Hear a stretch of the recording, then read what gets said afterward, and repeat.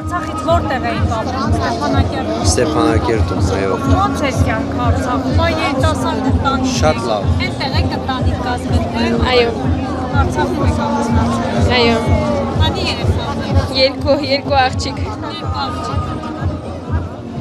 Շատ լավ էր այնտեղ։ Հիմա ճիշտ ասած շատ դժվար է այստեղ եւ հարմարվել Արցախ վերադարձի իրավունք ենք պահանջում։ Ես ասենք սենց ասեմ, էլի երեխեքը միջև ինչքան կան, իրանց երեխեքն էլ ինչքան լինեն, ինչքան լինի արցախցի, այնքան էլ Արցախը լինելու է մերը։ Կարող է հազարամյակներ անցնի, բայց վերադարձի մեր հույսը չի մարելու։ Համոզված եք, որ մի օր կգա, այսինքն որ կվերադառնա։ Իհարկե։ Դաժե եթե այն որ հույսը սենց ասած վերջին է մահանում, միջև վերջ էլ հույս կպահենք, միջև վերջ էլ պայքարելու ենք։ Ինչ մեզանից կախված լինի, մեր երեխեքից կախված լինի, անելու ենք մեկ այդ ամենը։ Իսկ այստեղ ինչ խնդիրների եք, այսպես ասած, բախվել։ Սոցիալական հարցերը ո՞նց եք լուծում, ընտանիք եք, փոքր երեխաներ, աշխատանք կարողացավ։ Ամեն ձևի հարցերի, թե պետական տեղեր եմ աշխատել, թե ասենք առանձին իմ համար սենց արեստ։ Արցախում ոչ, Արցախում եղել եմ փրկար ծառայող, եղել եմ բանակի ծառայող էլի նույնպես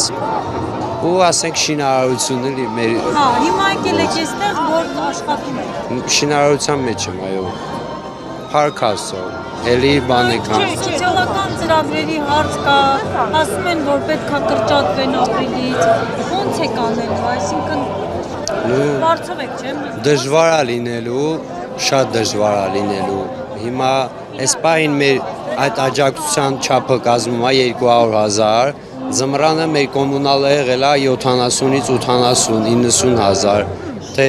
փոքր երեխեք են, որ մենք ինչքան էլ հա սովորենք այդ շրջափակման վաղ ծրտին ամեն ինչին, բայց էլի փոքրների համար դժվար է, էլի։ 70-80,000 այդ աջակցությունն է, 200,000 մեր վարձն է։ Ու ասենք եկել ենք մենք այն հարցի հետ բան արել, որ ասենք տանտերը կոնկրետ ասում է, या փողոց տվեք, या դուրս եկեք, या կոմունալիս հարցը, ասենք ոչ մեկ չի ուզում համբերած լինի։ Սաղին էլ այսօր հարցեր ունեն, խնդիրներ ունեն։ Մենք էլ սենց ասած այսօր աջակցությունը ստաբիլ է։ Մենք գիտենք, որ ամեն ամիս այդ փողը նստելու է, նույն ձևի էլ վարձատուներն են այդ հարցում վստահ։ Բայց հիմա ասենք ես պետական տեղ էի աշխատել, շինարարության գործ եմ արել։ 2 ամիս իմ աշխատավարձը, ասենք ուշացրել են։ Ոչ մի վարձատու չի սպասելու այդքան։ Կամ հիմնարկներ ես մտնում,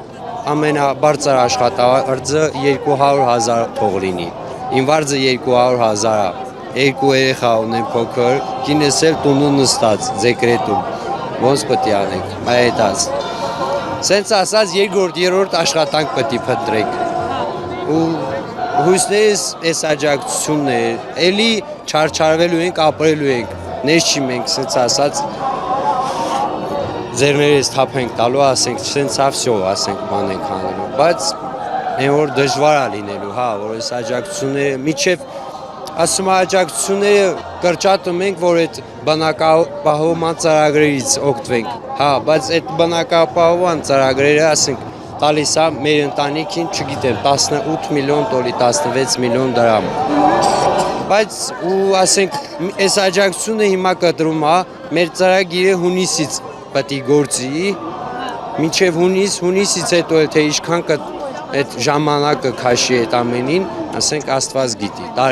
մի տարի հաստատ է լինելու, այդ մի տարին էլի ասենց ասած գոյատևանք է լինելու մեր համար։ Իսկ դուք խտրական վերաբերմունք զգում եք, այսինքն արցախցիների նկատմամբ։ Խտրական վերաբերմունք զգում ենք, բայց ես ասենք ազգության չեմ վերածում։ Ես իշխանություններից այսօրվա իշխանություններից այո զգում ենք։ Դե ինչքանով եմ զգում, որ ասենք խաղաղ հավաք, այս պահին ոստիկանությունները ավելի շատ են, քան այստեղի հավաքված ժողովուրդը։ Դե այդ ինչ ասեմ ես ուրիշ դրան։ Ու մնացած պարոն Փաշինյանը երեք ամիս օրնա չեմ հիշում նոր արել, որ Արցախի հարցը փակվե։ ինչի ումից է հարցրել կամ այդ ինչ տենց որոշեցին իրանք ես պետք է աբսուրդ է էլի սենց ասեմ աշխարհը միջև այս բաղը խոսում է որ Արցախ վերադարձի հարցի մասին ինքը հայ լինելով ասում է փագ է ես էլի եմ իմ կասկած չկա էլի որ ասենք Ադրբեջանի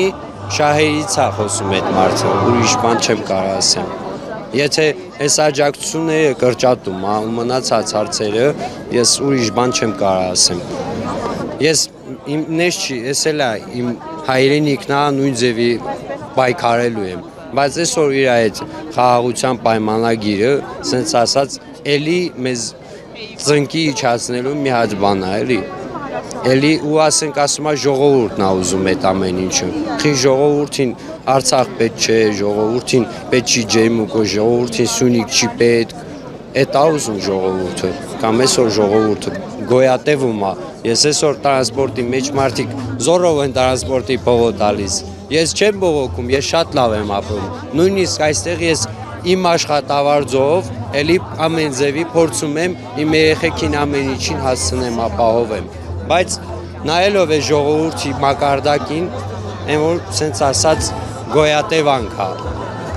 մանավանդ իրանց այս որոշումներից թե գծերն է թե հարկերն է չգիտեմ ես սենց ասած մտածում եմ քաղաքացիություն ստանամ որ այդ բնակապահովումից օգտվեմ բայց այս ամենը նայելով արդեն չգիտեմ ես դրանից շահելու եմ թե հակառակը Այսինքն դեռ մտածում եք որ Հայաստանում այդքան էլ ապագա կառուցելու այս իշխանությունների հետ վստահ եմ որ չկա